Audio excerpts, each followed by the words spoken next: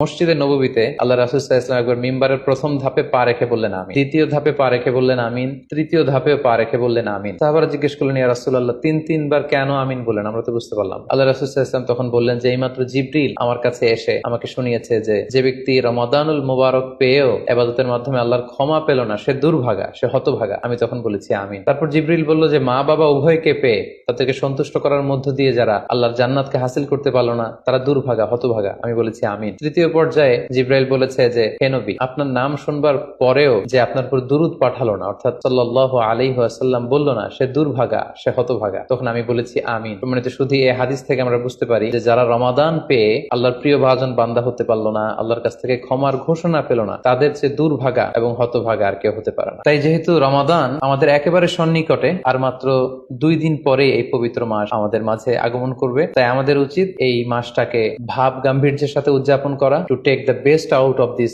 Blessed month. যত বেশি পরিমাণে সম্ভব নেক কাজ করে আল্লাহ তাআলার ক্ষমাপ্রাপ্ত বান্দাদের অন্তর্ভুক্ত হওয়ার চেষ্টা করা। আমরা যদি এই মাসকে উদযাপনের জন্য এখন থেকে একটা প্ল্যান করি বা প্রোগ্রাম করি এবং সেটার আলোকে যদি পুরো মাসটি আমরা পরিচালনা করবার চেষ্টা করি, তাহলে আশা করি খুবই ফ্রুটফুল ওয়েতে এই যে অফার দেওয়া হয়েছে, স্পেশাল অফার, এই অফার গুলোকে আমরা কাজে লাগাতে পারবো এবং বেশি বেশি ইবাদত করে আল্লাহ তাআলার প্রিয় ভাজনদের অন্তর্ভুক্ত হতে পারবো।